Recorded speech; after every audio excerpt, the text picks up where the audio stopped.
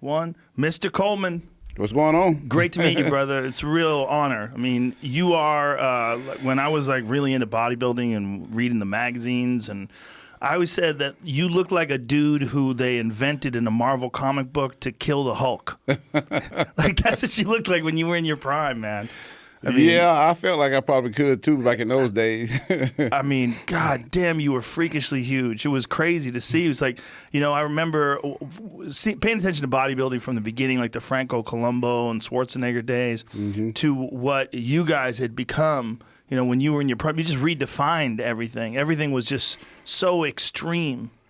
Yeah, we were pretty tough back in those days. Everything was hard, you know. The guys I was competing against were real good, and you know, I just came out of nowhere, you know, because I got in bodybuilding real late. You know, where I'm from, we didn't have it, and I didn't find out about it until I graduated college, went out to Texas, and started working for the police department. How old were you at the time? I was about 24. So that's when you started bodybuilding? That's when I started, but I've been working out, you know, since I was 12, 13. For sports? Yeah, I was on the powerlifting team. Oh, okay. I did powerlifting in high school. So I was on the powerlifting team, and you know, where I'm from, Louisiana, real small town. A lot of the guys are kind of big like me, kind of strong like me. You know, a lot of people don't understand, but strength is something like a natural gift. You know, you can work on it and get better at it, but you also have to be gifted a little bit. Have to have a nice base. Yeah, you have to have a nice base, and you have to have a little talent. Yeah. You know, like this guy, I can't remember his name, but he deadlifted 1,100 pounds. Oh, that the Game of Thrones guy? Yeah. The Mountain? That's a gift, you know, that's talent. Yeah. Yeah, he's gifted. Everybody can't do that, you know. I did 800, you know, for a couple of reps, but I don't think I can do 1,100. That's a lot of weight. That's a lot of weight. He's an enormous human being, though. That guy, yeah. That's a Viking right there. Yeah, you have to have a lot of weight to be able to pull a lot of weight like that, too. Yeah. So you, in your career, you were known for lifting large amounts of weight, too. Yeah. Like I was saying, you know, I started powerlifting when I was in high school, you know. I had the gift of strength, you know. I was pretty strong in high school, you know, all throughout my college days, and you know, it was just something that I think I was kind of born with it a little bit, you know, because you don't just start lifting heavy weights like that all of a sudden. You know, you have to have like I said, you have to have some kind of natural talent for it. Well, there's some crazy photos of you during the Mr.Olympia days when you were a police officer. Is that you? Look at that. Yeah, that's me in the 9th grade on the left, and that's me winning. What happened to your arm on the left? You got a cast on. Yeah, I broke Fuck somebody up? Yeah, no. I got to fuck myself. I was playing football, and I think I fell on my wrist or something and cracked it or something. And that's me winning the Mr. Universe, turning pro in the middle. And that's me winning the 99 Mr.Olympia far right there. Wow. Damn, you were big. Yeah, I was kind of big a little bit there. A little bit. Well, you know, I got a lot bigger than that. That was my second Olympia. I only weighed about 255 there. What's the biggest you ever got? I was 295, my 7th one. So I put on a little bit more weight as I got on up there. But is it one of those things where you just kind of have to keep up with everybody else and everybody just keeps getting bigger and bigger? No, it was that thing with me. I was trying to distance myself from everybody else. So I kept getting bigger and bigger so nobody would catch up with me. And what a lot of people don't understand is you see me big up there like that, but, you know, it took a long time for me to get there. You know, that didn't happen overnight. I put on about 5 pounds of muscle, between 5 and 10 pounds of muscle a year. And that came from all that, you know, that heavy lifting, a lot of eating. A lot of eating. What was a standard meal for you? I mean, it wasn't a lot to me, you know, but if somebody, you know, normal try to eat, it'd probably be a lot. So I eat probably like a pound of chicken, grilled breast, you know, with half a cup of rice. That was a normal meal? Yeah, that was normal. And how many of those would you have a day? I had about 6 meals a day. You know, it's kind of hard to eat like that, you know. So I would have to wake up in the middle of the night to eat and go back to sleep. Really? Yeah. Was that annoying? No. I would think that'd be annoying. You're tired and sleeping and got to wake up to eat. No, you kind of get used to it. Yeah. When you eat like that, you're hungry every 3 hours. Oh, really? Yeah, every 2 to 3 hours you're hungry. Because I'm not eating a lot of fat. Right. It's lean. I'm not eating a lot of carbs. So it's a little bit of food at a time. For me, it was. And you would get down to what percent body fat? I was 0.33. 0.33. What does that mean? Is that less than 3%? That's less than 0.5%. 0.33. Like what? 0.33. How does a human get that low? I gotta attribute it to my genetics. But was it also like a trickle down system? Like off season, say if you how many weeks would it take for you to get ready for Mr. Olympia? 10 to 12. 10 to 12. Mm-hmm. So at 12 weeks out, how much body fat do you think you were carrying around then? About 3%. So 3 was a high? That's the highest, yeah. Jesus. Would you get tired all the time? I'm 330 pounds at that though. Oh my God! Would you get tired all the time with that little body fat? I'm real good and fat. Well, that's good and fat. 3% body fat is good and fat. That's hilarious. Yeah. Jamie, see if you can pull up a picture of him winning the 7th Mr. Olympia title when he was at his heaviest. I want to see what that looks like. I was pretty big at that one. Yeah, you were big, man. I remember looking at the magazines and like shaking my head. Today, I would say, "Oh, that's photoshopped." Yeah, they didn't have Photoshop back then. No, they didn't have it back then. Back then, I was a little bit too big for that one. They had me to come down a little bit for the next one. Oh, really? So I came down to like 275. So when you said they, coaches, who was some of the judges and the judges? Yeah. The judges were telling you you're too big? Yeah. That's when you know you fucked up. That's when you're getting crazy. When the judges at Mr. Olympia are telling you, a guy who's won it multiple years in a row. 7 years in a row, yeah. They're telling you you're getting too big. Yeah, getting too big. Ronnie, take it down a notch. Yeah. Because, the guy next to me is only like 250, So. But why were they saying, you still looked amazing. Like, why were they saying you were too big? Because I was at the time. It really was too big? Yeah, for the standards back then, How do they define that though? It's really just taste, right? Like they look at it and they decide. Subjective, yeah, in a way. It's kind of subjective in a way. Is that what year was the 7th one? I think it was 05. Was it 05, Ronnie? Yeah, no, that's the 8th one. 04 is number 7. Yeah, there we go. Yeah, that's it right there. Wow. Yeah. God, you were huge. That does look like a guy who comes out of a lab to kill the Hulk. Like some evil genius, like the Hulk is working for the Avengers. Yeah. Yeah. So how do they make that conversation with you when they say, Ronnie, you're too big? Well, they're just talking to my nutritionist. I had a nutritionist that did all my diets and all that kind of stuff for me. So they probably just, told him real nicely. Yeah. Bring it down a notch. I remember there's a photo of you when you were still on the police force, and you were also, I don't know if you were Mr. Olympia when you were on the police force. Were you? 3 times, yeah. And then you eventually left the force? Yeah, uh-huh. You were so big. You're sitting there with the uniform on. I'm like, there is no way that's a regular uniform. No, it's not. No, it's not a uniform. Did you wear those shorts? That can't be real. Did you arrest people with those shorts on? No, I made those shorts myself. But we did wear shorts, though. We did have shorts for the police department. I think you see that picture right there. I got on shorts in the briefing room, but they're not showing my legs right there. Right there. Yeah, right there. Yeah, I have on shorts. That picture is actually bigger than that, but you just can't see. Did that inspire other guys you worked with to start lifting too? Yeah, pretty much. Yeah. I imagine. Start lifting. Yeah, we had a gym at the station. Oh, really? We had about 4 or 5 stations. Every station has a gym. We have a training center with a huge gym. Really? Yeah, I started working out there when I first hired on. I worked out, me and the chief and some other guys, we all worked out together there for a while. And this is in the beginning, before when I you were first hired gigantic. On. Yeah, before I got real big, you know. I had to start small. Of course. Everybody's a baby at one point in time. Yeah. So I was 215 when I first started. Now, when you first started, did you have this idea that one day, was this a dream? No.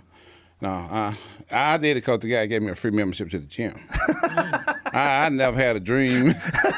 I just wanted a free membership because I was poor back then. I couldn't, afford to pay for a gym membership because I just hired on there. And coming from Domino's Pizza, where I had to eat pizza every day to survive because I didn't make that much money.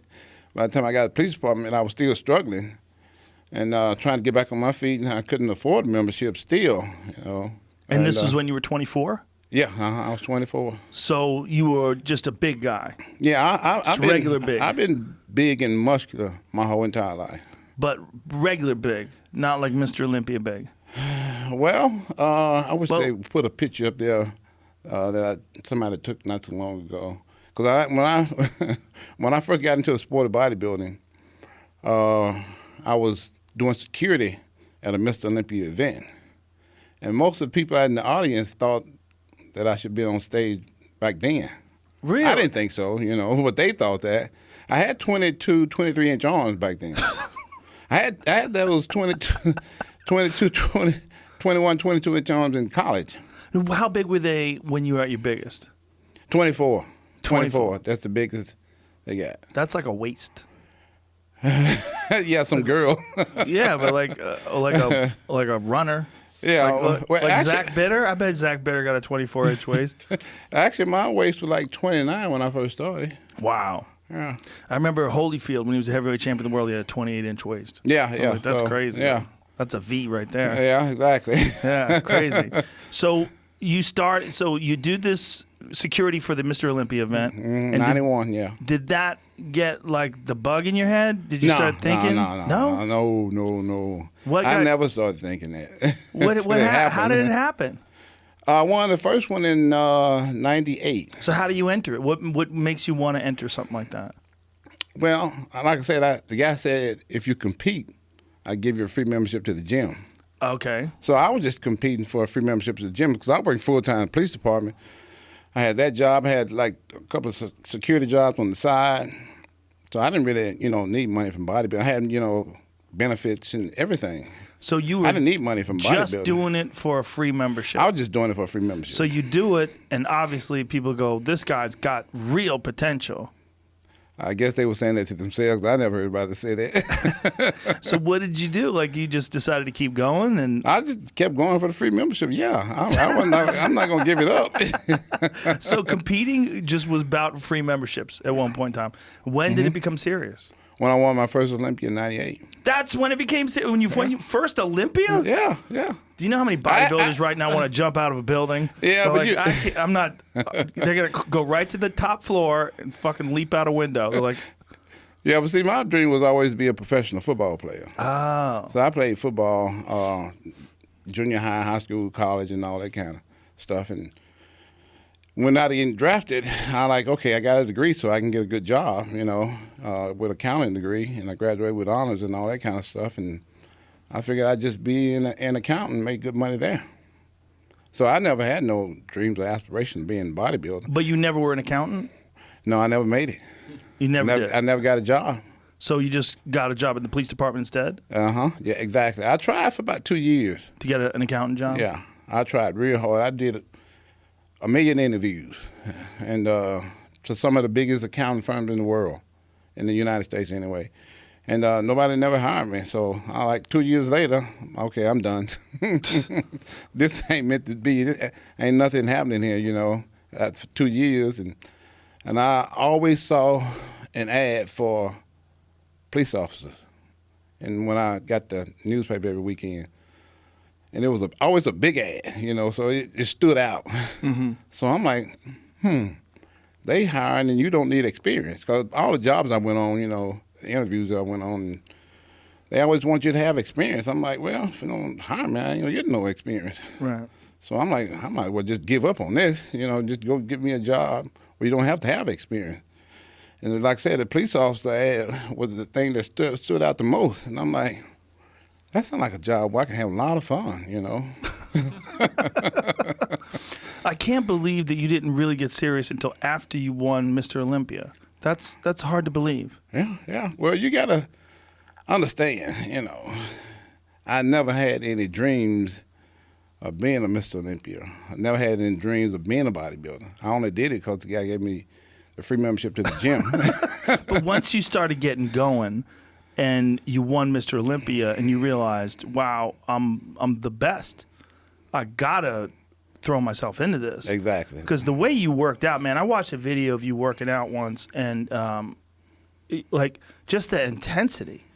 And thinking like, this guy's doing this for 12 weeks straight. The intensity that you had in the gym, like there's a certain level, no matter what the sport is, champions have a certain level of focus and dedication. Exactly. And I remember watching that video and going, that's what a champion looks like. That's what a champion looks like. Well, you got to also realize that, I started working out when I was 12. I kind of fell in love with it when I was 13. And it just kind of became a hobby once I joined the powerlifting team. So I enjoyed working out. When you won the first Mr. Olympia, how old were you then? 34. Okay, so you had a solid 8 years of lifting. This is after you were on the force for a while. Yeah, exactly. And I had already had the base too, being in high school on the powerlifting team. Now, powerlifting and lifting heavy is always a very controversial thing amongst bodybuilders, right? Because some bodybuilders never lifted as heavy as you did. No. What was your philosophy on that? To each his own. I lifted heavy because that's what I like to do, and that's what I was able to do. Like I said, I just was kind of like, in a way, I was kind of gifted to be strong like that, And it's something that I always was. Even when I was in high school, I was benching about 350. Wow. Almost 4. In high school. I was squatting 5, over 5 in high school. So that's just always something that's been a part of you. Yes, always something that's been part of me. Now, when bodybuilders work out, for the most part, it's a lot of high reps with weight that's not in the set. How would you do it? I did the same way. I started out at, like 20 reps, warming up, and then 15 reps. Then like 12, 10, something like that, on my last and heaviest set. So you still were doing fairly large number of repetitions? Still doing a fairly large number of repetitions. But much higher weight than a lot of folks were. Yeah, so when I squatted, I went up to like 600. I would do like, 12 to 15 reps with that. And benching, I would go up to like 400. 12 to 15 reps with that. That's a tremendous amount of weight. Yeah. It sounds like it. Yeah. Until you go up against some of these guys that's doing crazy amounts of weight. Now, you've also, since then, you've had a bunch of surgeries. And 13 so far. And what started that off?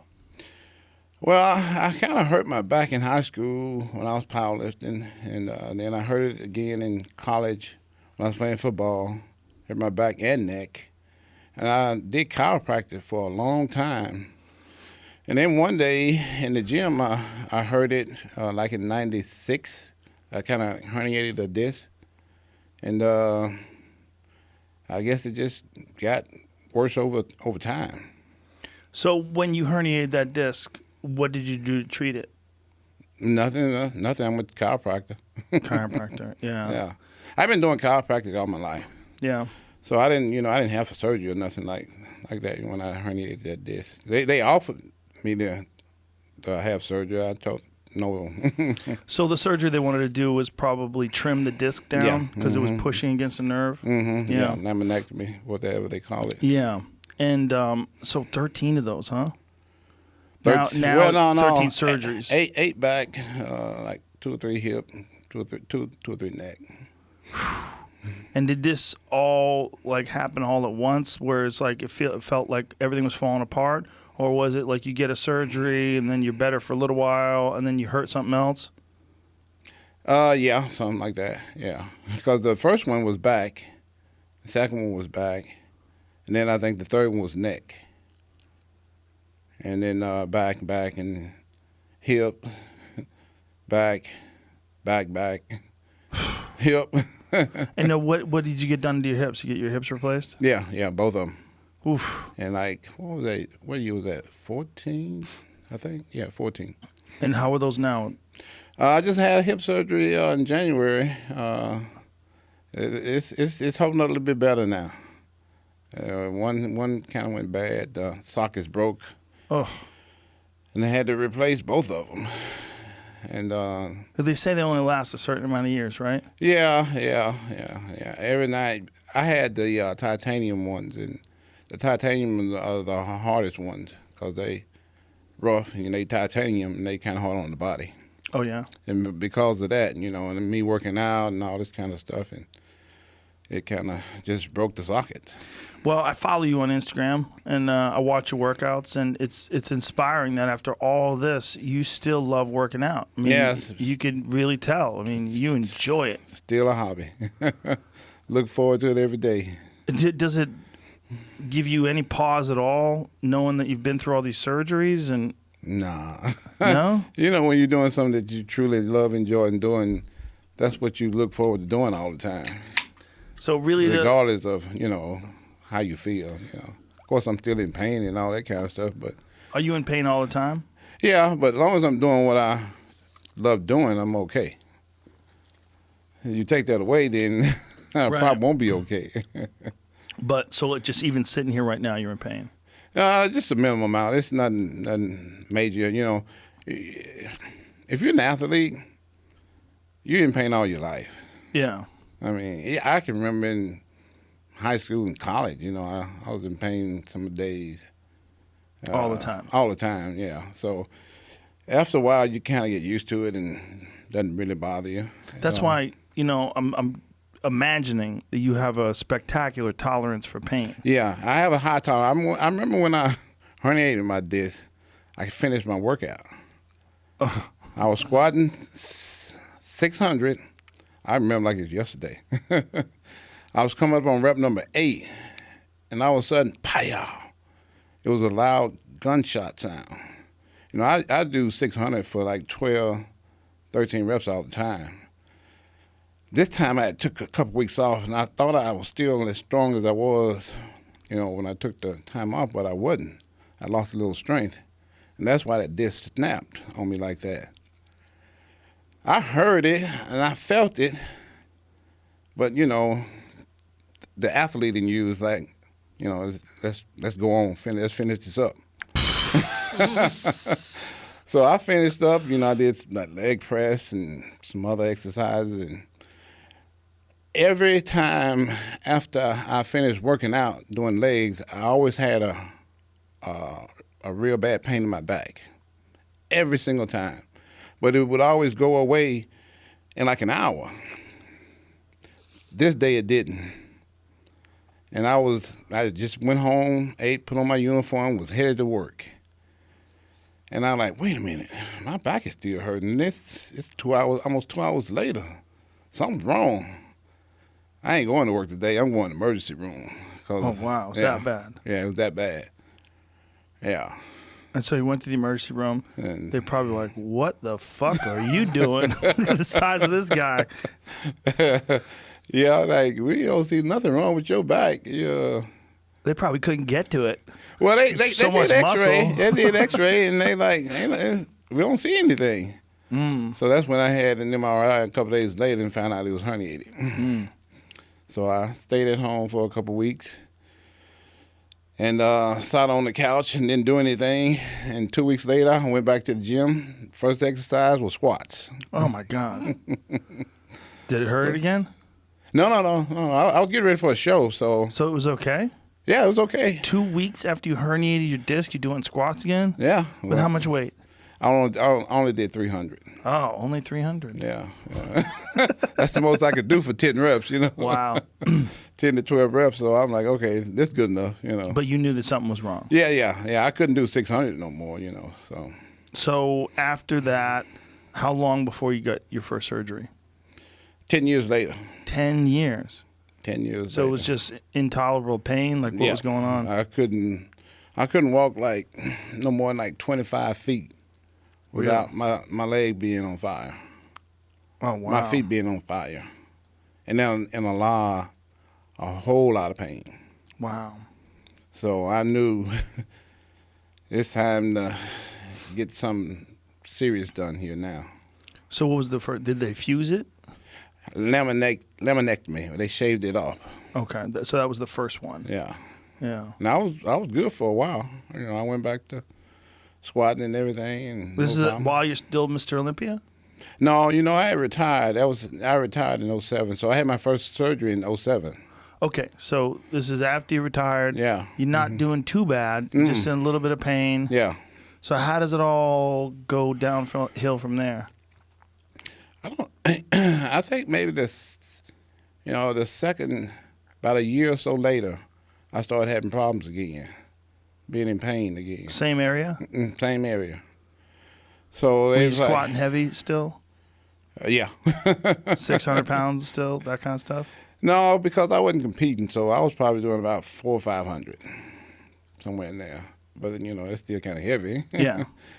And I didn't have the weight I used to have either. You know, I wasn't 300 some pounds no more. So it was a little bit more difficult. So it just kind of went bad on me again, and I had to have another surgery. Same kind of surgery? They trim more off of it? Actually, they did what you call like, I forgot actually what they did. It's been so long ago. That was back in like 2008, 2009, somewhere in there. They kind of like did a refresher. Like I think they did trim a little bit more off it though. But you know, it was all pretty much kind of like down here from there. And so after that injury and that surgery, then how do you wind up with the other 11 surgeries? Well, I think like the first time you herniate a disc, it's like you stack a bunch of cans on top of each other and you snap one out. Well, after a while, the other one's going to start falling out of place too. And that's kind of what happened. You know, the other disc started just herniating on their own. Of course, I was working out too. Yeah. And I still have one now. You got a herniated disc now? Mm-hmm, yeah. How many discs have you had operated on? All of them. All of them, every single disc? Every single one. So this one that you have a herniated disc on now, have you already had it operated on before? No, this will be the first time. This is the last one. Yeah. Wow. Yeah. And so what do they do with your back? They basically fuse everything together now? Yeah. So the whole spine is fused? Yeah. Wow. Neck and back. How much mobility do you have? I mean, I can still, you know, bend over and tie my shoe and do all that kind of stuff. But your back is one solid piece. Yeah. Mm-hmm. So there's no like articulation of your discs and your spine, your spinal column. Nothing. Wow. Nothing like that. What does that feel like? I mean, I guess it just feels kind of normal after a while. You know, you get used to it. It happens over time, so it's like a gradual thing. So it's not all of a sudden. Mm-hmm. So it's just like one day, you know, I used to be able to just bend over and do all these stretches, these crazy stretches. Well, I can't do all that no more. Yeah. You know? I can just bend over a little bit, you know, and do a minor stretch. Now, are the doctors, are they confident that this is the last one? I mean, you've got them all fused. Yeah, it's always something though, you know. Yeah? Yeah, when you an athlete and you're always working out and always in the gym, there's going to always be something. You just accept that. Yeah, exactly. Yeah. That's you're used to it after a while. For a lot of people, that's a hard thing to accept, this idea that you're just going to keep smashing your body. But that's just you. Yeah, exactly. I've got used to it now. It's been happening like 07, what is it, 13 years now. Wow. Now, are you in this wheelchair all the time? No, I don't have crutches. It's just that I left them at home. I can walk maybe about from here to that wall unassisted, But you know, after being up for so long, my legs get real weak. And is it because of your back? Yeah, because of my back. Is it something being that's fused. like cutting off the nerves or something? Yeah, exactly. Wow. Cutting off the nerves, yeah. And is there anything they can do about that? I mean, you know, maybe one day they'll come out with something that'll help get it stronger. I was thinking about trying the stem cell thing. Yeah. Yeah. They said that should help a lot too, right there. Well, there's a bunch of places that they do it where they could do it with a lot stronger stem cells than they could do in America. Like Yeah. A place in Colombia does it, and there's a place in Panama that I actually sent my mom. Yeah. My mom, they wanted to give her a knee replacement, and doctors they want to operate right away. And I was like, I'm like, let me see if we can send you down to Panama. Let me see if Dr. Reardon, he'd been in here before with Mel Gibson, and he was talking about Mel Gibson's dad, and Mel Gibson's dad was in real bad shape when he was 92. And then now he's 100 and he's fine. I mean, just gone back there a bunch of times, keeps going back for stem cells. Yeah. Anyway, long story short, my mom was scheduled to get a knee replacement. I sent her down to Panama, and 6 months later, it started to feel good. 8 months later, no pain at all. Yeah. It really did a great. And then I sent her down a second time. It's pretty amazing stuff what they can do. Yeah. So that's my thing to do next. Yeah. And people I've talked to, they think it'll do me a lot of good. So there's scar tissue around the nerves that's pushing against the nerves now? Because if all the discs are gone and everything's fused, what's irritating the nerves? Scar tissue, all that hardware. I got 14 screws, two cages. I got 2 rods about this long in there too. So it's a lot of hardware, a lot of cages, and what do the cages look like? So it's a cage around your spine? Yeah. What's the purpose of that? I hold the disc together, keep them in place. Yeah, you know. After a while, they don't want them to come loose, so they put cages around them, keep them together. So you're like RoboCop in there. Yeah, pretty much. Wow. So I got that in my neck and back. You have a cage in your neck? Yeah. You got an X-ray of any of this shit? Yeah, I sure. Where's it at? Is it online? I have posted a couple times online. Yeah. On your Instagram page? Yeah. See if you can find any of that, Jamie. That's crazy. Yeah. You're just laughing about it, like you're fine with it. Well, you get used to it afterward. But is it also that you look at like you're a legitimate legend, and so do you look at it like, hey, this is the price that I paid to be a legend? I look at it like, hey, I'm still alive and I can still work out every day. I'm still normal, so I'm good. Wow. That's a great, healthy attitude, man. Yeah. And you're obviously still huge. You're still very strong. Yeah, well, I'm not as strong as I used to be. I'm not as big as I used to be either. I'm only like 250 now, you know. But when you say that, you're judging it on you being a multiple-time Mr. Olympia. That's not a regular person saying, I'm not as big as I used to be. Like, you can't stay that big. It's not possible. No way. Yeah. How many years I do you can't think? Eat like that no more. Right, I bet it's nice to just be able to eat when you want. I don't eat half the food I used to eat. I can only imagine. Yeah. I used to eat 6. I only eat 3 now. That's a normal person. Yeah. You got anything, Jamie? Oh, that's going to be hard to find. There it is. Oh, my God. That's crazy. That's what a cage looks like? Yeah. Wow. All that stuff's heavy duty. The size of those screws in that picture on the left. Yeah, they're about 3 inches long, 2 to 3 inches long. Yeah, and they got screws on the end of them, bolts on the end of them. You can see on the end right here. On that one, on the left, those are bolts right there. So, and those are big screws in between there too. Yeah. Wow. Yeah, that goes all the way up.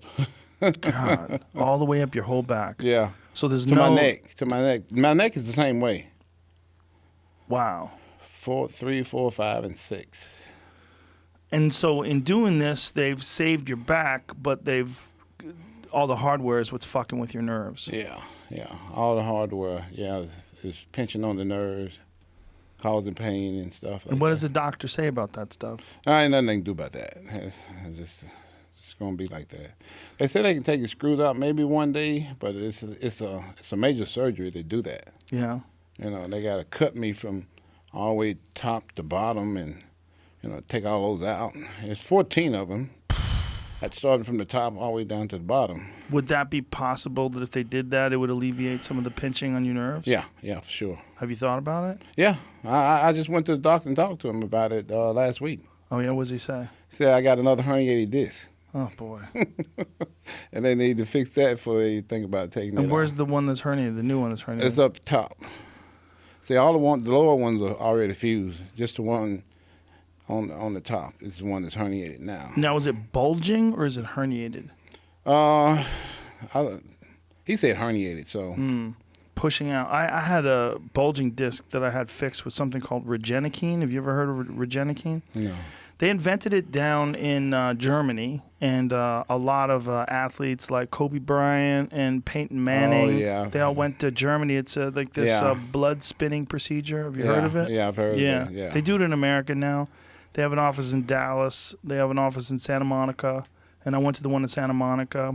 And they take your blood out, they spin it, and they apply some medication to it, and then it becomes this yellow serum, and then they inject the yellow serum directly into the area where the disc is, and it alleviates all the inflammation, and the disc slowly goes back into place. For me, within 2 weeks, I had extreme relief. Within 2 weeks. And then now there's no bulging disc at all. I went back after I did the full round of treatments, which I think was, if I remember correctly, 5 or 6 different treatments. I went back, I got a new MRI, and there's no bulge anymore. Yeah, that's sort of like what they do when they do PRP. Yes, it is like PRP. It's just more advanced. It's just another level of PRP. They do the injection thing. Did you do the PRP? Yeah, I did all that. Did that help your neck at all? No, it didn't do anything for me. Damn. It did my neck and back, actually. Well, I would wonder what would help you, like stem cells and then that's gonna be those screws out too. Pretty much the only thing gonna help me, I think. So all this stuff with your legs, though, that wasn't the case before the screws and before all the. No. Yeah, I would imagine that's what's going on, man. Yeah, it's all fused up, right? It doesn't have to be screwed in, right? No. That's why I went to the doctor, because they said after about a couple of years, everything would be fused up. Yeah, fused up, and I can take the screws out. Well, so does the doctor want to operate on your neck as well? No, he just fixed my neck a year ago. But the new bulge. Yeah, this is a new bulge in my back now. Oh, it's in your back. Yes, this is my back. Yeah. Oh. That's why that was the result of a CAT scan I had done last week. Damn, dude, you're at a hospital like every couple of weeks, or? No, it seems like it though, but I was just wanting to get the screws out because it's been a long time and it's still in pain, and like I said, it's still pinching me and still got the nerves being pinched, and I think my legs are numb too. My foot's totally numb. Yeah. And I was thinking maybe if I took the screws out, I'd get some of this numbness to go away. Yeah. I'd get some strength back also. Do you think you're going to wind up doing that? If possible. One day I would like to. Man, I'm hoping someone hears this that's a specialist that has a solution for you. How many different doctors have you seen? Right now, just one. Just the one doctor? Mm-hmm, just the one. Is that a local guy near you? Yeah, local guy. Yeah. In Fort Worth, Texas. Also, my first surgery, probably like my 4th or 5th one. They operated on me for about 13 hours. They cut me in the front, turned me over on the side, cut me on the side, and then they put me on my back and cut me on my back. Jesus. And that gave me a lot of problems. That started the immobility thing right there. And what was this surgery? I was good until I did that surgery. What kind of surgery was that? Was it another fusion? Yeah. Why did they have to cut you in so many places? Because they had to fuse so many discs, put in so many screws. And that was in 15, I think. Wow. In 16, December 15, I remember getting off the plane in Russia. And in Russia? Yeah. You got that done in Russia? No, I remember getting off the plane in Russia, and I'm like, man, my back is hurting. And I was walking fine to the hotel. The next day, my mobility got worse. And the day after, I was on crutches. And I've been on them ever since. Just so out of nowhere? Out of nowhere, yeah. And how far out from the surgery was this? The surgery was like the next month. Oh, so this is before the surgery? Yeah, this is before, yeah. Okay, so then they cut you open the front, the side, the back, and then everything's downhill from there. Yeah, everything went down here from there. Man, I'm really hoping that somebody listens to this and some doctor hears about this. Well, one thing is you're in Fort Worth. Dr. Reardon is actually, his office is in Dallas, so it's pretty close to you. Yeah, that's real close to me. I'd love to connect you to him and see if there's anything that he could do. Yeah, that would be nice. Yeah, because I'm always looking to get better because these crutches are getting on my nerves. I can only imagine. After 5 years now. And a guy who is the level of athlete that you were when you were in your prime, that's got to be very... And how old are you now? I just turned 56 2 weeks ago. Well, you look great. Well, I'm still working out every day and eating good. Yeah, it would be nice if they could do something to I like to get turn this back around. I like to get my strength back. Yeah, I guarantee Dr. Reardon could probably help. Yeah. I don't want to guarantee, but he's a real expert in, stem cells and the benefits of stem cells. Well, maybe I can give him a call. Yeah, I'll connect you to for sure. Yeah. So what's a normal day like for you these days? Well, I got 4 kids at home, 5, 6, 8, 9. So that keeps you busy. That keeps me extremely busy. I'm taking them to Burger King every day. And I'm just, riding around with them, doing what I do,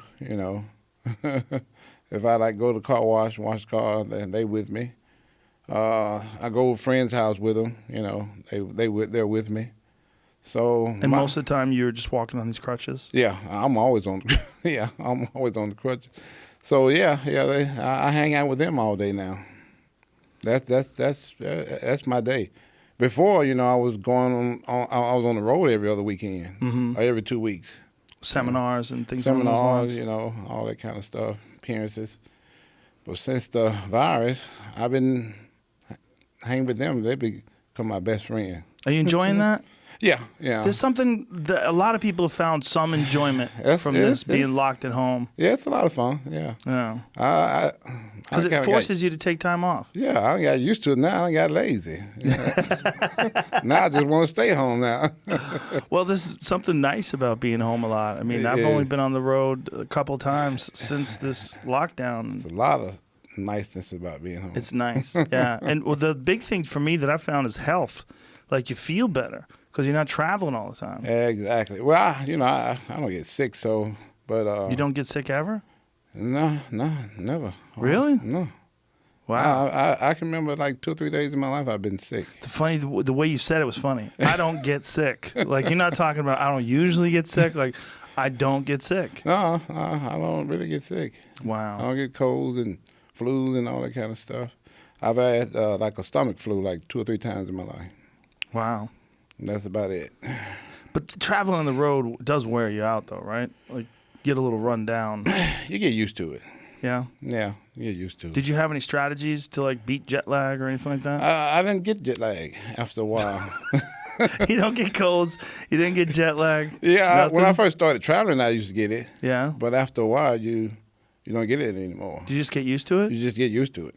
So when you would land somewhere, would you just immediately work out? Go to the gym. Yeah, that's the move, right? I get off the plane, go to the gym. That does reset you. Yeah. Mm-hmm. Yeah, that's my favorite thing to do. When I land in a hotel room, I have it set up like after you eat, you brush your teeth. When I land, I go to the gym. Yeah. That's what I do. That's what I do. Yeah. That is one way. It sucks. Like, you're tired, you're worn out from travel, but if you can force yourself, you feel a lot better. Well, I've made it to where I can sleep on the airplane. Mm-hmm. And I sleep pretty good.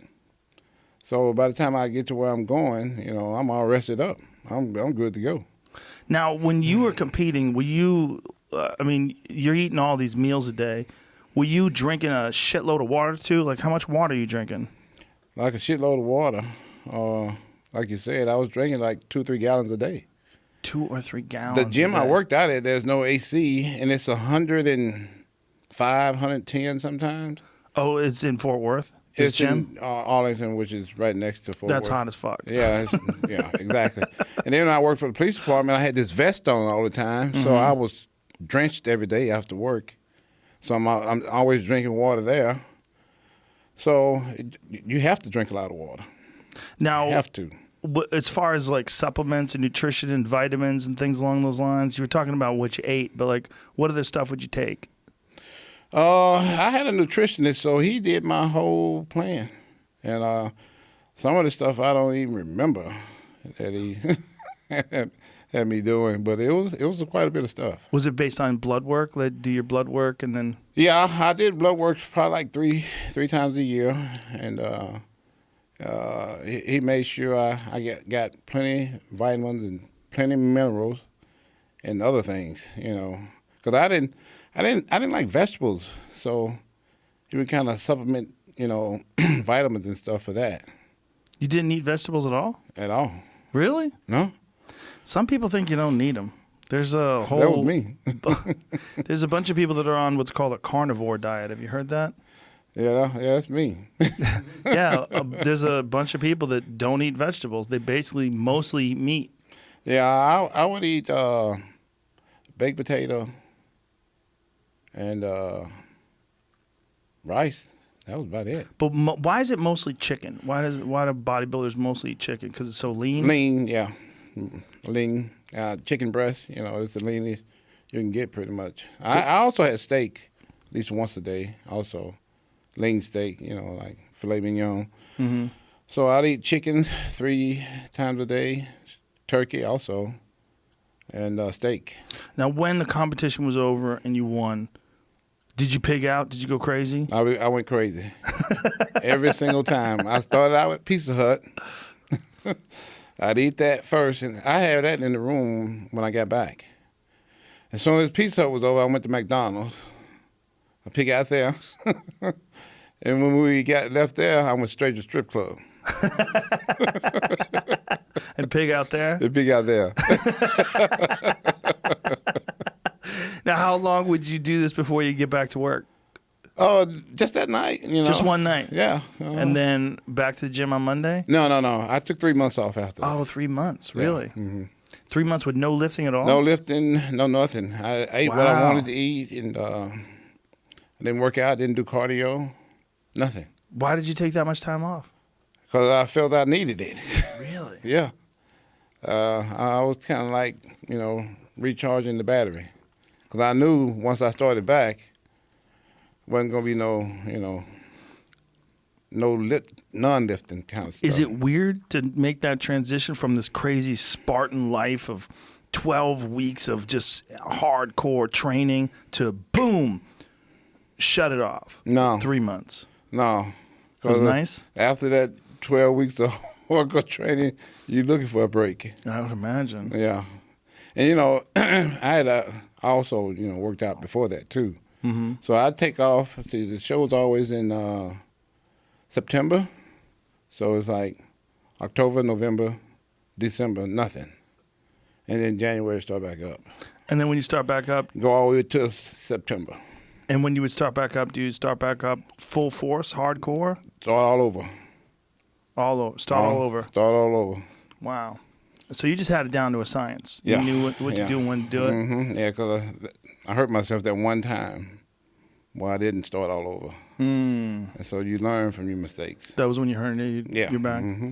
Yeah. When you stopped, when you retired for good, was that difficult to do? Is it difficult to change your life? That's still difficult to do. Still? Yeah. Yeah, I miss working police department and competing, both.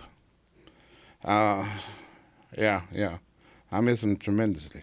Just because of the action? Yeah. Mm-hmm. Having a purpose. Yeah. Basically. Obviously, this is a crazy time for the police. Oh, yeah. It wasn't like that when I was police. Yeah. What was it like? Oh, it was much easier. Well, where you were was probably a more relaxed place. It was some crazy people. Yeah. Yeah. We had a lot of crazy people, actually. A lot of crazy people. I didn't know people were that crazy until So you joined the force? Yeah, we had what? We started with 300-something thousand when I got there.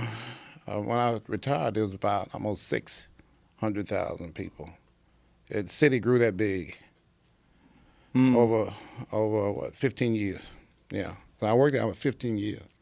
Well, we're in the middle of a crazy time when it comes to police and police brutality. And did you see a lot of that shit when you were on the job? No. No? No, we didn't. You didn't have to mistreat people back then, at least me. And most of the guys I worked with, we were all professional. Everybody had to have a 4-year degree. The use of force was appropriately applied. So I remember I got in trouble a couple times. Well, one time I got in trouble. Well, I almost used too much force on the guy, but I was vindicated, and all I did was just bend his arm back, and put handcuffs on him. But in the process of doing that, he got a bloody nose and a bloody mouth, and arm ripped out of socket a little bit. But you just doing what you had to do to Subdue him. Yeah, subdue him. Yeah. So that was the only time that I really got use of force filed against me, and I got a letter of commendation out of that because I was a writer back in the day. I used to write for the college newspaper, and I was sports editor also. So I was good at writing. I could write real good, and I could apply use of force techniques that they taught me in the academy. So that report that I wrote on that use of force complaint, they used that report to train recruits. Do you think that that's what's wrong with these abusive cops? Do you think it's a lack of training, or do you think it's hiring the wrong people for the job? What do you think it is? Hiring the wrong people for the job. That job is so stressful. Yeah. I mean, you have to be real confident in your abilities to protect yourself. And I was very, very confident. I never had to even use my nightstick on anybody. Well, come on. Sometimes I would go to work looking for a fight. I was so bored, And it never happened. Nobody never fought me. What's the size of you, man? And then, so all the guys that were half my size, I would just run to their fights. Try to help them out? Help them out, yeah. Yeah. Because nobody would never fight me. I'm like, oh, man, still? Still? What do you mean still? You're 300 pounds. Well, that's when I was in my twos. Oh, yeah. The 290. Yeah, 215 when I first got there. Oh, okay. 220, 230, 240, 250. Yeah. Now, of course, heavy I got, I didn't expect it then, but when I was in my twos, I thought for sure somebody. But I had, like I said, I had 22-inch arms. Right. I had those uniforms that were tailor-made, so my arm stuck out. Do you think there's all this talk now of defunding the police. I keep hearing this about defunding the police. Yeah, I've been hearing that too, but I don't know if I kind of agree with that. Because you need the police. You need the police. You need the police. I agree. Yeah, I agree. You can't defund the police. You really. There are people that really need the police. Yeah. I never needed, but I went on a lot of calls. Yeah. Where I needed to be there. Right. So I don't know if I don't really agree with that. I think they got to get rid of abusive cops. That's what they got to do. That's what they got to do. They got to get rid of the bad apples. Yeah. Once you get rid of the bad apples, then everything's all good. I try to explain to people when I talk about it, I'm like, you got to understand that there's millions of interactions that people have with cops every day, and most of them are positive. Most of them are positive. If you get 100 people in a room, just 100 random people in the room, what are the odds that one of them's a fucking idiot? It's pretty good, right? Well, that's the same thing 100%. with cops. You have, I don't know how many millions of cops there are in this country. I don't know what the number is, but you're going to have a certain amount of cops that should never have that job. They're not bullies. They're built- mean. they're sociopaths. They're undisciplined. They're abusive. Yeah, they're not built for that job. Yeah. That job is not for everybody. It takes a strong mind. It takes a strong mind. It takes a lot of heart. And how many cops do you think are dealing with just crippling PTSD every day? It all depends on where you are, I think. Like New York City? Yeah, like New York, L.A., Detroit, Chicago. Chicago, yeah. Places like that, yeah. I can see it. But I was just where I'm reading from. a story about Chicago that over one weekend, 25 people were murdered. Yeah. So we had about 6, 7 a year where I'm from. That's a lot better number. Yeah. They probably have 6, 7 a day. Yeah, I mean, 25 in a weekend is just crazy. That's the craziest thing you could ever hear. Chicago's bad. It's bad. Unimaginable bad. So if you're a cop and you're in an environment like that, you're essentially in a war zone. But kinda. Yeah. I bet you don't look forward to going to work every day like I did when I worked. Well, now today, I mean, people are so mad at cops that they just want to openly disrespect them and yell at them. But some people know the good cops, you know. Yes.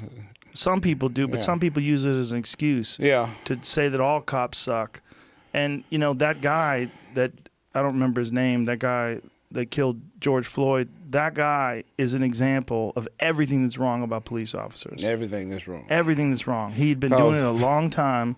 He'd been abusing people for a long time. He had a bunch of complaints against him. 17 complaints is what I heard. Yeah, but yet they kept him on.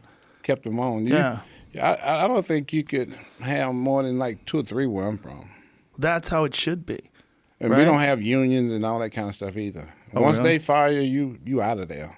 Yeah. I mean, a lot of guys got fired for bad reports. One guy told me he got fired for not writing enough tickets. That's fucked up. What? That doesn't make any sense to me because like, what if nobody speeds? Like, what if they say you have to write X amount of tickets per week? What if everybody follows the rules? That's the first time I ever heard that. Yeah, that's the first time. I'm still kind of reluctant to believe that.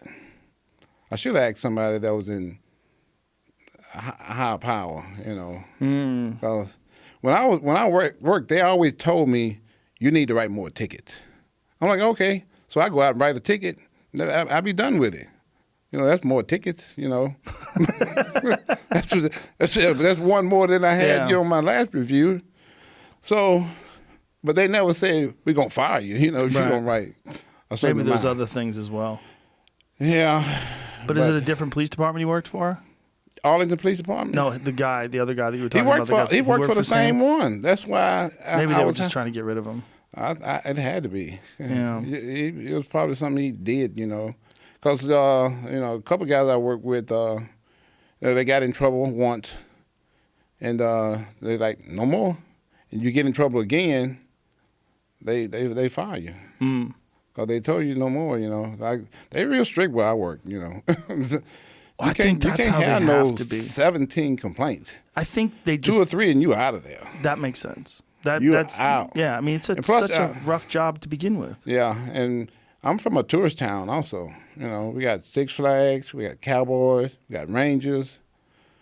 So you have to be good to the people there. That makes sense. Yeah. That should be the whole country. You can't be mistreating people. That should be the whole country. I think cops should get paid more money. They should be treated better. They should be trained better. We got paid a lot of money, but we was like the top 5 in the state. Always. Well, I mean, I feel like that's the only way you're going to get really good people for the job. And you have to have a 4-year degree. You can't have like 2 years in a diploma. You can't have 20 years of service in another department and come work there. You have to have a 4-year degree. So they want people educated, respectful, do a good job. That should be the whole country. Yeah, I totally agree.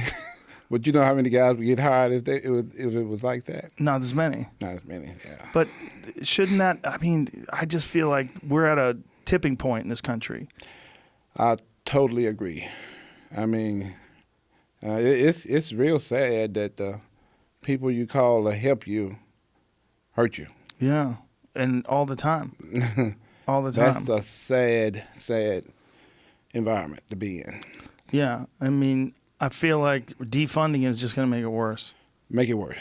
Yeah, and make these crime-ridden neighborhoods even more dangerous. Yeah, you need police everywhere. Yeah, everywhere. And I like I said, defunding is just going to make it worse. You have to have a lot of resources. Yes. You have to have a lot of training. Yes. It's a lot of training. You have to be training all the time. All the time. No matter how many years you've been there, you have to be trained up all the time. Yeah, I couldn't agree more. I mean, it sounds horrible for people to hear, but I think they needed more funding. Yeah. Even though the police are fucked up, they need more education. You need more money. More money, more training. Yeah. Yeah, and I feel like they should be trained the same way the military's trained. And that way they weed out the weak people, too. Yeah. Weed out the people with the weak minds. Weed out the bullies. Weed out the sociopaths. Yep. But I guess it's just a hard job to get, a not wanted job, I'll say. Yeah, but I think there's also just people in everything. Every job there's people that suck at it. Yeah, that's true. And you can't suck at being a cop. Yeah. You can't, but like I said, it's a lot of people do. Yeah. Yeah. And like I said, it's kind of hard to find good candidates sometimes. Are you still in touch with all the guys on the force that you worked with? No, all the guys I worked with are retired. All of them did? Yeah. Yeah. Yeah, that was a while ago. Yeah. See, I started in 1989. So you got to remember, that's 30-something years later. So most of the guys retire, and we have 20-year retirement. They must have really enjoyed having a guy like you as a cop on the force. Yeah, I did a lot of recruiting trips for the police department. So they told me when I won the Olympia, Chief said, you don't have to come work if you don't want to. Really? Yeah. You could just get paid? Yeah.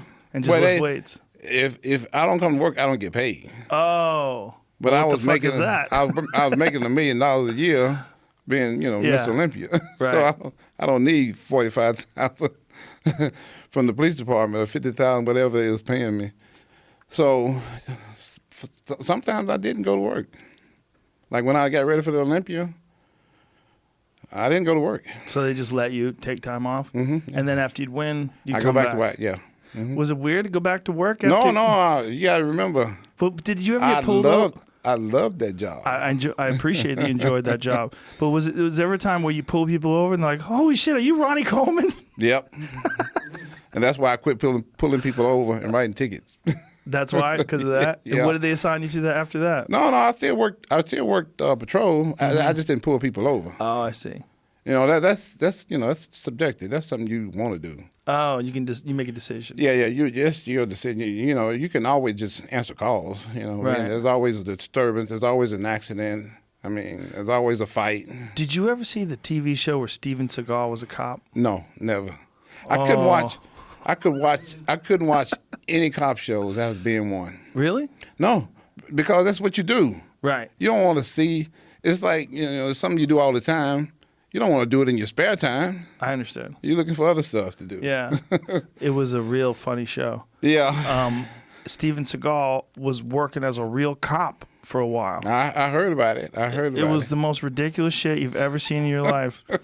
He would pull people over and they're like, are you fucking Steven Seagal? And, it was real weird, man. He all of a sudden, he was in Louisiana, so he adopted. That's where I'm from. He adopted this fake Louisiana accent, like real heavy. Yeah, and it's a lot of heavy accents there. But he all of a sudden had one. You can develop it from being around those people. Oh, I can imagine. But it seemed like he was just adding it. Well, he's a professional trained actor. He could. But it was just. But he was a real cop. He was really pulling people over. The whole thing was so ridiculous. I guess he was bored. I think he was bored. I think he was, in between well, movies. that job could be pretty exciting. It can be real exciting. Look at him. You imagine you're a guy and you're in your house and maybe you're smoking some weed and the cops break down the door and it's fucking Steven Seagal holding you down. Most of the guys they're trying to get away, so they're not looking at the guys. I understand, but why are you getting cuffed? You got to be looking up, going, what? The fuck are you doing here, man? I have video, maybe arresting people on video also. Oh, yeah? Yeah, I would do these videos and maybe training, and sometimes I would have a guy just follow me the whole shift, and he would film me the whole shift, and I was able to put some of them on tape. I had to get the approval from the police department. Did you put them on YouTube or something? Yeah, on YouTube. Oh, so they're out there right now? Yeah, out there right now. Did you learn any martial arts or anything from the police department? Yeah, of course. What'd you learn? I mean, they just taught you basic stuff, how to take people down, pressure points, and all that kind of stuff. You know, so it's probably not a martial art. It's just take down techniques and stuff like that, pressure point. But I would imagine a guy like you just grabbing a hold of someone. They must have felt like they were made out of pillows. You know what? To be honest with you, I never had to really grab anybody. That's amazing. Nobody never wanted to fight me. That's one good argument for being a huge person. Yeah, exactly. It was real good and real bad. Bad in the sense that, I missed out on a lot of action.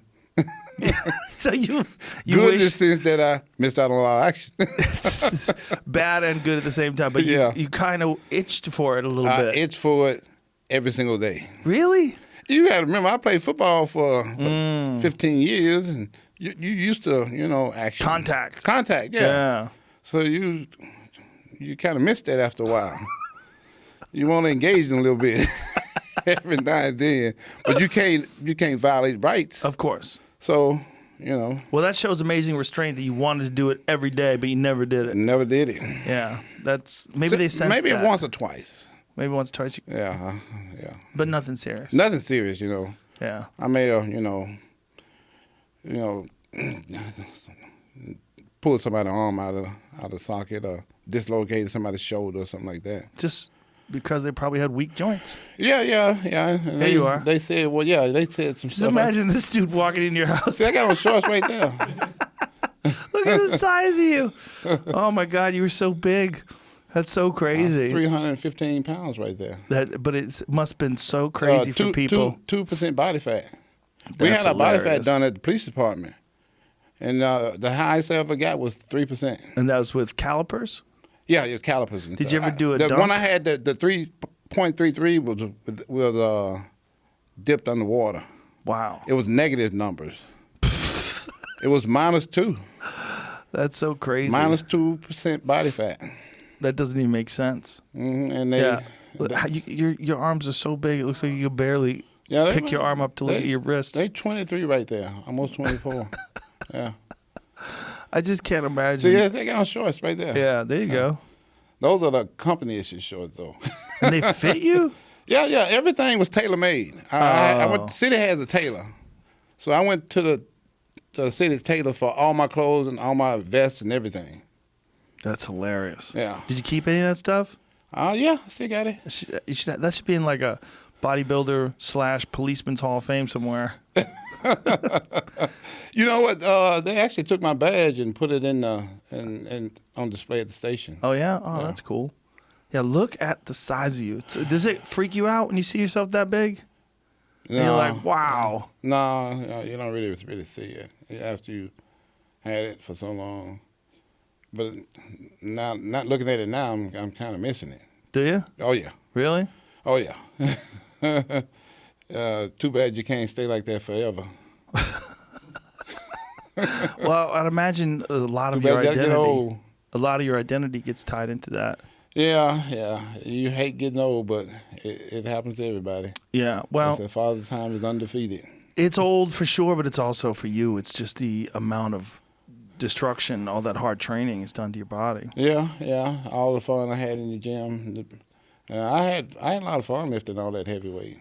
People ask me if I had any regrets. Yeah, I have some regrets.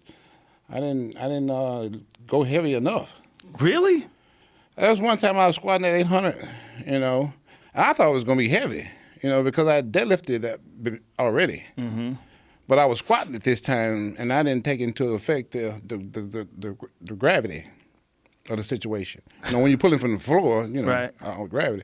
When you got it way up here on your shoulder, gravity's way down there, so that's pulling. Mm-hmm. So when I went down for the first rep, I'm like, is this 800? And came back up. Let me do another one. It's still easy. But I had in my mind 2, because I had already done 2 on the deadlift. And I put it up, and I'm like, oh, man, I could have did at least 3 or 4 more. That bothers you to this day? That bothers me to this day. To this day. But I went to the leg press and did 2,300 pounds on the leg press for 8 reps. How much? 2,300. 2,300. That would crush me now. 8 reps? 8 reps, yeah.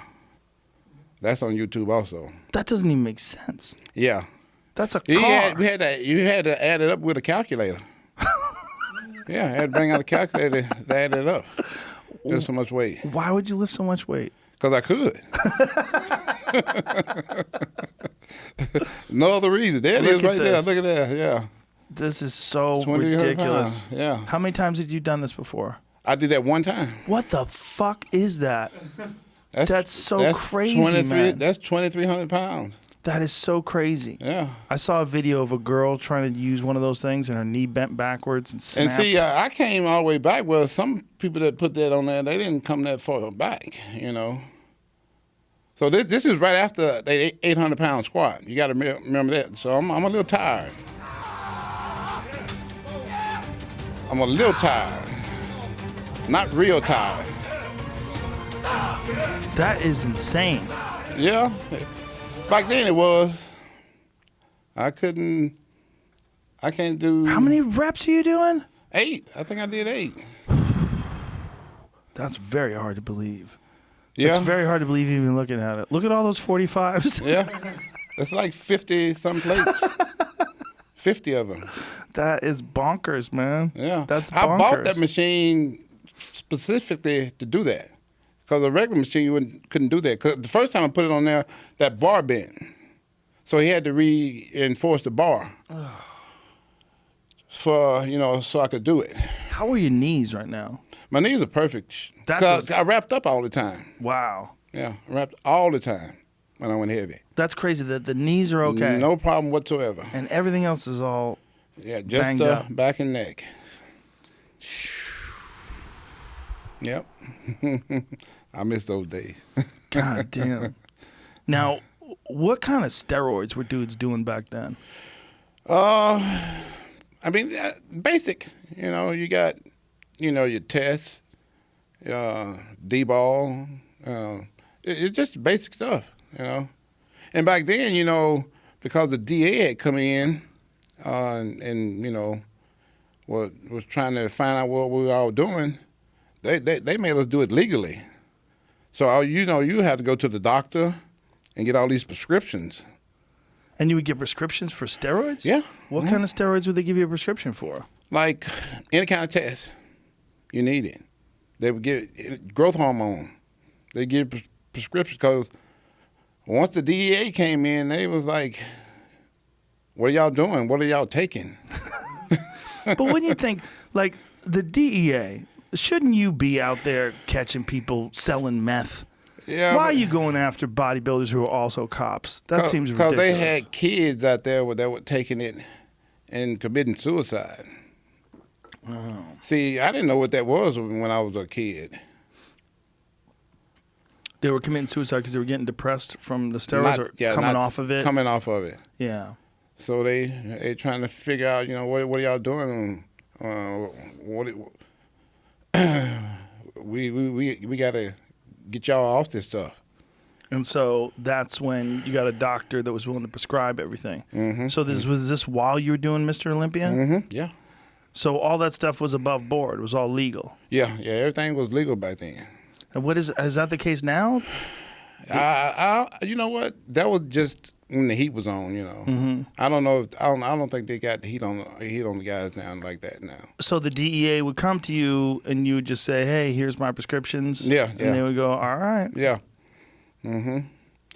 One time if you didn't have a prescription, they took your stuff. Really? Yeah. So they'd find whatever you had and take it from you. Yeah. Yep.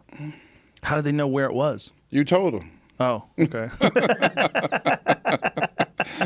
Because otherwise they put you in jail. Yeah, and then search your house, get a search warrant. So they're like, well, I got this and this and that. Well, I'd imagine you would have to take something to be as big as you were when you were at your yeah, peak. for sure. It's Yeah, not for sure. really possible to be that big without it. Without it, no. You can't get that big. Another thing you got to have, too, is genetics. Yes. You know, look at the baseball players that have taken stuff, and look at us. Yeah. You know, they can't get that big. They're not gifted for it. Well, they didn't try either, right? They weren't trying to get that big. Like guys like Seagal, he got pretty fucking big. They couldn't get that big if they wanted to. Really? So it's a small percentage of the population that could get that big. Yeah, exactly. Yeah. And probably like 1% that could get as big as I got. And I was the only guy. Nobody duplicated that since. And you be in that condition. Right. And be healthy. Right. You know, I don't have any health problem besides the back. The injuries. The injuries, yeah. My liver, my kidneys, and my heart, it's all good. Did you, while you were doing things, did you get frequent blood tests? And Every 3 to 4 months. And the doctor would go over everything and make sure everything was fine. Everything's always good. That seems to be the big misconception about steroids, is that people think steroids and people kill think you. you're taking like tons of stuff. I wasn't taking tons of stuff. I probably wasn't taking no more than what those baseball players were taking. Just working out more, lifting more, lifting more, and gifted genetically for it. Dorian Yates said basically the same thing. Yeah. It wasn't that he was taking a lot, not compared to a lot of guys. Exactly, yeah. People think I was taking massive amounts of stuff. If I'd been taking massive amounts of stuff, I don't think I'd still be here. I don't think I'd be as healthy as I am now. Right. You know, besides my back surgery and neck surgeries, I'm all good. And like I said, my liver and my kidneys and heart and everything's still holding up real good. Now, when you would get off for that 3-month period, would you cycle off of everything? Cold turkey. Cold turkey? Yeah, really? Cold turkey. I didn't take anything or nothing. And what did you feel like over those 3 months? Normal. Really? Normal. Didn't bother me a bit. So you got just great genetics, man. Craziest ever. Yeah, I mean, obviously, there's no way you could take all, Cold turkey, I stopped everything. One day, I'd be taking, a bunch of stuff. Next day, nothing. And your body would just feel normal. Body felt normal. Didn't bother me a bit. That's so crazy. Didn't get depressed or nothing, Yeah. Felt normal. That's just genetics. Yeah. I still was strong. Wow. I could still, squat, I could squat, 700-800 naturally. Wow. So you basically kept a lot of your gains. Yep. I was still 300. Still 300 pounds, without taking all that stuff. And so then after the 3 months, then you would slowly ramp back up? Slowly ramp back up, yeah. And all this under doctor supervision? All this under doctor supervision.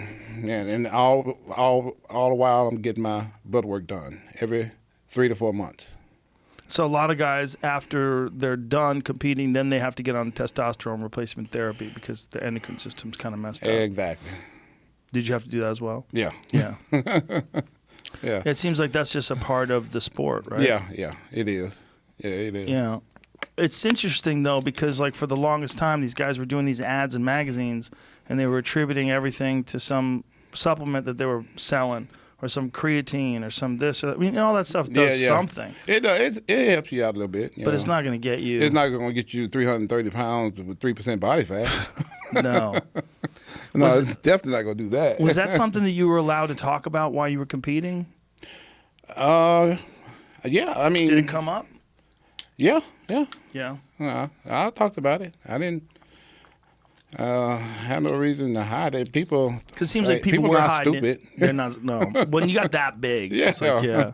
But it seemed like there was an era where bodybuilding kind of tried to pretend that they weren't taking that. Yeah. Because of all those, people committing suicide and kids taking all that stuff and doing it the wrong way, not having it prescribed and all this kind of stuff. Also, the more is better Black philosophy. market getting bad stuff, Right. Yeah.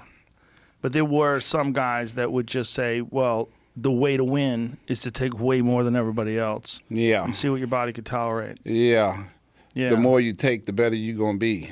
I knew a guy like that. Yeah. And he wound up having a heart attack. Exactly. We used to call him garden hoses because his arms looked like garden hoses for veins. Yeah. He had just these giant veins all over his arms. It didn't even make sense. But he was just on everything. Yeah. Yeah. But he didn't make it to 30. Yeah. He died before he was 30. Some people, yeah, they do it the wrong way. Yeah. I didn't start taking anything till I was 30. Really? Yeah. Remember, I was drug-free for a long time. And I did everything naturally for a long, long time because I was, like I said, gifted. Right. Yeah. What inspired you? What made you decide when you were 30 that you had to do something? I got tired of getting my ass kicked. In competitions? Yeah. Yeah. The highest I would place was like third or something, you know. Mm-hmm. And after a while, you know, you competitive. You the other guys got a competitive advantage on you. Mm-hmm. So let's make this thing equal. Is this something somebody suggested to you? Yeah. Yeah. So people in the gym, like, hey, Ronnie. No, one of the competitors suggested that to me. Oh. Guy by the name of Flex Wheeler. Oh, okay. My best friend in the world. That guy was fucking huge. Huge. And he taught me everything I know. Did he really? Yeah. Mm-hmm. He also got me the best nutritionist ever. That's how I won my first Olympia. So is that how most guys find out about steroids, from other guys who are competing? If you were smart, that's the way you would do it. Somebody that Successful. knows, yeah, what they're doing, and somebody that's successful at it, not some dumb trainer, you know, Right. that think they know. Right. You know, Flex had won, you know, major contests, and was a real experienced bodybuilder at the time. You know, I'm still new to the sport. Right. I didn't get into it till I was 24. You know, I think he started probably when he was like 16, 17, somewhere in there. I never did that kind of stuff because we didn't have it where I was from. How much of a night and day difference was it once you started taking stuff? As far as the conditioning, night and day. Night and day in your ability to work, to put in work? No. The condition change. of your body? Yeah, the only thing changed was conditioning. What do you mean by my strength didn't go up that much. What do you mean by conditioning? The way you looked? Yeah, the way I looked. So like leanness. My definition and leanness and kind of, that's the only thing that really. Well, your really strength changed. didn't go up that much. My strength didn't go up that much. I was deadlifting 750 pounds. Wow. You know. Yeah, well, because I was still doing powerlifting shows when I was doing bodybuilding. Were you really? Yeah. At the same time? At the same time, yeah. That's pretty unusual, isn't it? Yeah. But, you know, that was something I loved to do. But those powerlifting guys are usually quite a bit fatter. They don't mind having a lot of body fat. The more body fat you have, the stronger you're going to be. Why is that? Because you got more cushion around the muscle. More water around the muscle. And all that stuff makes you stronger, gives you more energy. Really? Especially if you're naturally gifted with strength. So did you ever feel like, was that ever pulling you back? Like powerlifting? Did you ever think about getting back into that again? Or were you just completely committed to bodybuilding at that time? Yeah, after a while, I kind of just got committed to bodybuilding because I was working full-time police department, trying to do powerlifting, trying to do bodybuilding. It's just too much. And I had all these jobs, too. I would do security at Denny's on Fridays and Saturday nights from 12 to 4. Oh, Jesus. I would work in my apartment complex. That might be the most dangerous spot in the world. Denny's from 12 to 4 on the weekends? My first fight was at Denny's. Oh, was it really? Yeah, my first one. The one that I used a force complaint filed against me was at Denny's. Yeah, Denny's can be rough at late night, drunks Yep. showing up to eat. Yep. Oh, my God. It was a drunk guy. That, of course. yeah, exactly. Yeah. You want to try to resist me? Yeah. Who the fuck is sober at Denny's at 3 o'clock in the morning? Exactly. Hardly nobody. So when you were 30, you started taking steroids, and you won the Olympia for the first time when you were 34. So that's only 4 years. Yeah. That's insane. Yeah. But you got to remember the base I had before that. Right. You know. So it's base and hard work and also genetics. Yeah, It's all that the perfect together. storm. Yeah. Do you think as a bodybuilder you really need like the perfect storm of things to be a champion? You do. Yeah, you do. You're not going to be it if you don't have it. You know, it's just like trying to be president of the United States, you know. Only certain people going to be president of the United States. Everybody not going to make it at that job. Well, it's like when I look at some Mr. Olympias, it's so hard to. I'm looking at 1, 2, 3, and 4. I'm like, I'm not. You have to have an eye for it. You have to be trained, Because I used to be the same way. I thought everybody looked the same. Yeah, that's how I looked at them. Like everybody So looks giant. I know exactly what you're talking about. Yeah, they all. Everybody was just big to me. Huge. Yeah, huge. Yeah, everybody looks preposterous. And I thought I could never, ever attain that. But you did. I Not did, only yeah. did you set the gold standard. Yeah. Isn't that crazy looking back? It's crazy looking back. Do you ever wake up and just say like, Yeah. what the fuck did I do? Look what I did. Yeah, look what, yeah. Because when you're doing it, you're always in that mindset of doing it. Yes. You're not enjoying it. Right. You just in the Because grind. you can't sit around and enjoy it. Right. You got to stay focused and dedicated. You got to be always, mindful. Yeah. So there's no enjoying all that when you have success like that. Well, I think that mindset too is the only way you become a champion like yourself. Exactly. That just keep going, keep You gotta- grinding mindset, don't enjoy anything. Yep. You enjoy it later. Yeah. After it's all over with. But there's I only enjoy it now. there's such a small handful of Mr. Olympias. I mean, that is the elite of the elite club to be in for bodybuilders. Yeah. I mean, you gotta have an amazing sense of satisfaction. And a lot of guys that win it multiple times. Yeah, why is that? Because it's only elite number of guys can be Mr. Olympia. And once you get there, you found the formula. And it takes a while for somebody to come in and knock you off, because nobody's found that formula like you have. I 8 in a row for me, 8 in a row for Lee Haney, Yeah. 7 for the Arnold, 6 for Yates, Cutler 4. Look at all those. Look, how many guys I just named, and how many years is that? That's a lot of years, right? Yeah. I mean, what an elite group of human beings. Just though. me, Lee, and Arnold is 25 years almost. Yeah. That's crazy. Yeah. And 3 guys, 25 years. When you say the right formula, it's the right amount of training, the right amount of rest, the right amount of food, the right nutrition, all the above. Yeah. And that's hard to do. Hard to dial it in. It's hard to dial it in. And did you dial it in with the help of a coach? Nutritionist. Just a nutritionist. I couldn't have done it by myself. But what about a coach? Like That's the same thing. But same thing. Does the nutritionist maintain your schedule for your workouts as well? Yeah. Well, I did my own workout schedule. So you did that all yourself? All myself, yeah. He did all my other stuff. So he did all the food, made sure your body's well fueled, but all the weightlifting, all that was set up by you. Yeah, that was me. How did you know when it's enough and when it's not enough and when it's too much? Well, you can only do so much. You can only do what you can do. You know your limitations, and you know what you got to do. So once you figure all this out, that's your formula, and that's what you take from year to year. And that formula is based on your body and how your body performs. Yeah. Everybody's body is different. Did you ever have guys coming up to you? I mean, you must have had guys coming up to you saying, what do I have to do to be like you? All the time. What'd you tell them? Hire a personal trainer. That's what I had, Mm-hmm. I wasn't able to do all that on my own. The guy who gave me the free membership to the gym, Brian Dobson, is the guy that taught me all this stuff. He taught me how to pose. He taught me how to train as a bodybuilder and not a powerlifter. It's 2 different types of training. He taught me everything I needed to know, and he was kind of like my personal trainer. If he wouldn't have taught me all that stuff, I wouldn't have knew nothing. And so I always tell people, if you want to know something, learn somebody that knows all that stuff.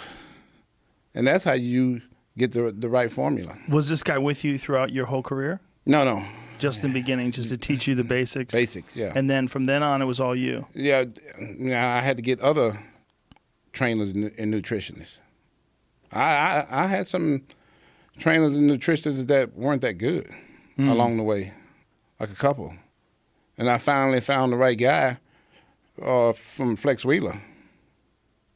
He turned me on to the guy who helped me win my first Olympia, Chad Nichols. He's the guy that found the right formula for me. And when you had this right formula, how many workouts a day were you doing?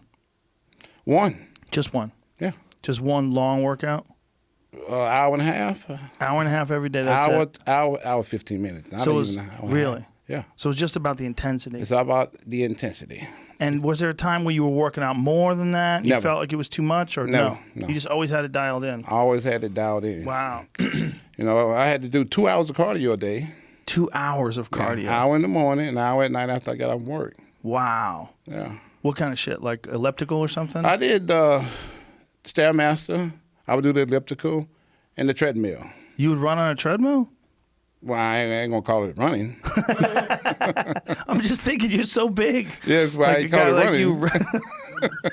What did you do? Just kind of fast walking? Yeah, like about 3 miles an hour. Oh, okay. Yeah. Yeah, that makes more sense. Yeah, for an hour. An hour. So this is just to burn off the fat. Yeah, exactly. Wow. Goddamn, you must hate cardio now. No, I still do it. You still do it? Yeah. But I would imagine that would be enough cardio for the rest of your fucking life. 2 hours a day, every day. You'd be like, oh my God, if I never see another piece of cardio equipment again for the rest of my life. Well, you get used to it after a while, What do you do now? I do bike now. I can walk on the treadmill, but I have to hold on the handles. Yeah. So I don't do it. I just do the bike. Yeah. Well, listen, man, after this show is over, I'm going to connect you to Dr. Neil Reardon, who is in Dallas, and I really hope that he can help you. And it would be great if you could. Yeah, and next time come in I'm here. never giving up on it. Oh, and I know you're not giving up on anything, man. Guys like you don't give up on anything. No. Well, I'm going to walk again unassisted. I guarantee that. I believe you. If anybody can do it, you could do it. Yeah, exactly. And like if I said, I can't do it, it can't be done. I want to connect you to him and wish you the best of luck. I appreciate you, brother. Thank you for coming in here, man. I appreciate you inviting me. Oh, I got a new book out. Oh, okay. What is it? It's called Yeah, Buddy. Yeah, Buddy. It's one of my sayings. That is one of your sayings. Get it on Amazon. And my company is Ronnie Coleman Signature Series. That's how I make my living now. I own my own supplement company, RonnieColeman.net is that. And my book is called Yeah, Buddy, one of my favorite sayings. Yeah, Buddy, My Incredible Story. You can get it on Amazon. All right, folks, go get that book. Go to RonnieColeman.com, RonnieColeman.net. Get some of them supplements. We got 25, 30 different products. Beautiful. I hope we sell a bunch of them. Thank you, we have been selling a bunch. Sell some more. Thank you, brother. Appreciate you. Thank you for having me Ronnie on. Coleman, ladies and gentlemen. Yeah, buddy. That was great.